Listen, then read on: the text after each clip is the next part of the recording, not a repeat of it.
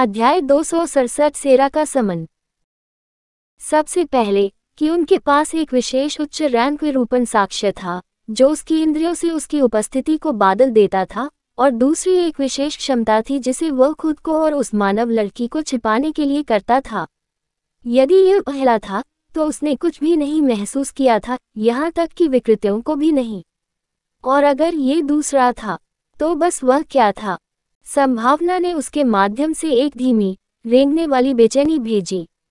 इसने उसे दिलचस्पी और सतर्क बना दिया। ऐसी क्षमता काफी भयानक थी। अगर वह उसे बिना किसी सूचना के अपनी सादे दृष्टि में छिपा सकता है, तो वह किसी भी समय उस पर एक घातक हमला कर सकता है। यह उसके लिए एक दुर्लभ भावना थी, अनिश्चितता। सेरा वापस ट्रेस करने में सक्षम थी और यह सब सिर्फ छोटी लड़की को देखने से ही समाप्त कर रही थी। उसने लड़की को उसके और राक्षसों के प्रति घृणा के संकेत के साथ देखा और उसके हाथ में तावीज को पकड़ लिया। कागज की छोटी पट्टी ऊर्जा के साथ स्पंदित हो गई। इसकी बेहोश चमक एक मरने वाले एम्बर की तरह टिमटिमाती है, फिर भी कुछ और अधिक भयावह के वजन को ले जाती है। इस दूरी से वह तावीज को विशद रूप से देख सकती थी और घने पैटर्न इसकी चिकनी सतह पर खोले गए थे। वह जानती थी कि क्या आ रहा है। वह केवल देख सकती थी क्योंकि लड़की ने अपना हाथ थोड़ा ऊपर उठाया और तावीज को चट्टानी जमीन पर फेंक दिया। झूलना। बहुत ही तत्काल में एक बड़े रनिक्सरनी ने पूरे क्षेत्र को संलग्न कर दिया। Boom boom boom. एक काला, स्मोगी विस्फोट तुरंत फट गया, सभी दिशाओं में फैल गया।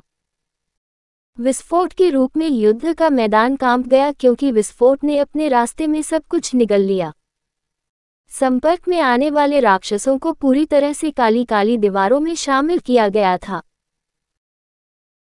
एक अप्राकृतिक वजन के साथ हवा मोटी हो गई, एक जीवित प्राणी की तरह विस्तारित स्मॉग का विस्तार।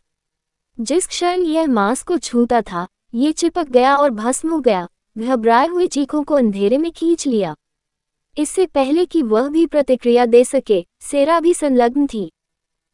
दुर्स्वप्न की आग की लपटों ने एक प्रकार के उत्प्रेरक के रूप में कार्य किया, और जिस क्षण तावीज को जारी किया गया, उसने हिंसक रूप से प्रतिक्रिया व्यक्त की और जल्दी से सभी दिशाओं में फैल गया।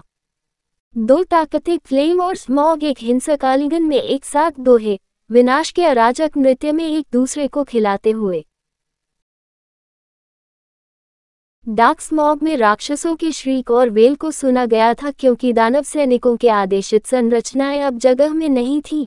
हर कोई बिखरा हुआ था और घबराहट अब बटालियन में व्यापक थी। इससे पहले अभी भी कुछ समूह थे जो संगठित थे, लेकिन अब कोई नहीं बचा था। इस समय सब कुछ पूरी तरह से अराजक था।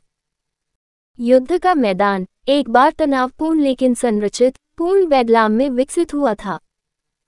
अज्ञात के डर ने उनके अनुशासन पर काबू पा लिया, प्रशिक्षित योद्धाओं को जीवित रहने के लिए भागने वाले हताश जीवों में बदल दिया।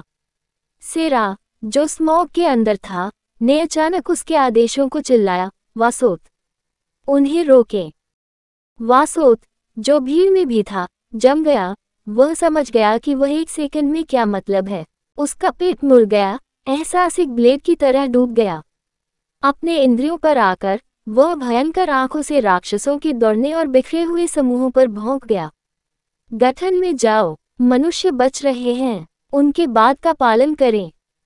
उनकी आवाज डाक के सेरा द्वारा प्रवर्धित, विशेष रूप से जोर से और स्पष्ट थी, हालांकि इसका अंत में कोई प्रभाव नहीं था। अराजकता पहले ही जड़ ले चुकी थी।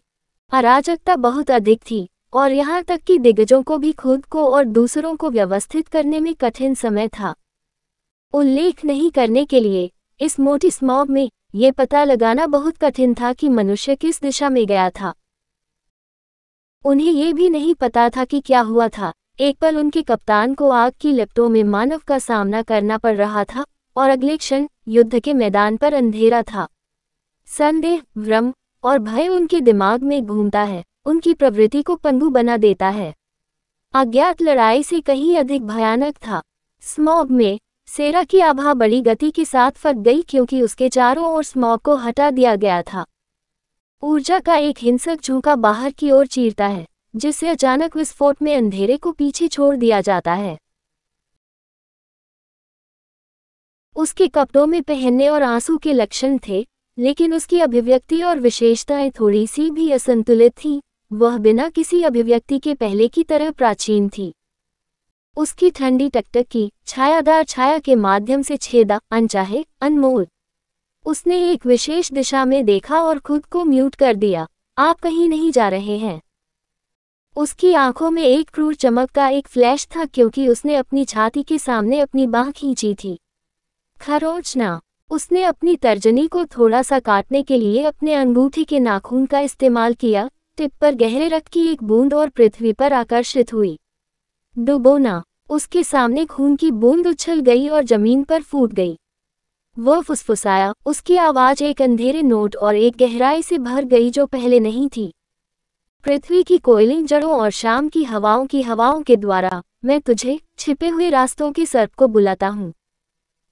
घूंघट से उभरता हूँ और अपने गुरु की इच्छा परोसता हूँ। घबराए हुए राक्षस जो करीब थे और इस बुलाने वाले कॉल को सुना।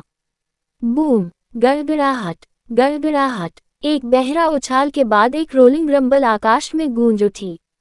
गर्जना करने वाली गड़गड़ाहट की आवाज अचानक आकाश को भर देती है क्योंकि उनके सिर के ऊपर आसपास के क्षेत्र में एकत्रित अंधेरे बादल थे। जमीन बेहोश हो गई और हवा मोटी हो गई। पृथ्वी और कस्तूरी की गंध ले गई। एक पूर्वाभास की उपस्थिति छाया में फिसल गई, अनदेखी लेकिन महसूस किया। छाया से बैंगनी और काले रंग की एक बेहोश झिलमिलाहट ने टिमटिमाते हुए मशाल को प्रतिबिंबित किया। एक कम अशुभ फुफुस चुप्पी में फिसल गया। प्रत्येक गुजरने वाले दूसरे के साथ जोर से उगता है। पत्थर के खिलाफ ब्रश करने वाले तराजू की आवाज गूंज, जानबूझकर और अस्थिर है, जैसे कि प्राणी अपनी उपस्थिति को ज्ञात चाहता था। हवा में तनाव घुटन हो गया। कोई इन शैडो से सर्प का उभरा, इसके शरीर को पापी और पॉलिश ओब्सीडियन की तरह चमकते हुए। यह एक भयानक अनुग्रह के साथ चला गया। इसकी हर गति द्रव और सहजता, फिर भी निर्विवाद रूप से नाली का वजन ले गया। इसकी आंखें पिघले हुए पन्ना, पियर्सिंग और अनब्लिंकिंग की तरह जल गईं, क्योंकि इसने अपने समरण पर टकटकी लगा दी। एक कांटा जीभ बाहर निकली, चार्ज हवा को चकते। सेरा की आवाज ने तनाव को तोड़ दिया। आपने जवाब दिया है, जैसा कि आप हमेशा करते हैं, वफादार सेवक। सर्प ने अपने सिर को कभी भी इतना थोड़ा झुका दिया। मास्टर और परिचित के बीच के बंधन की एक पावती जो पास के राक्षसों की रीढ़ को ठंडकती थी। कहानी का अंत।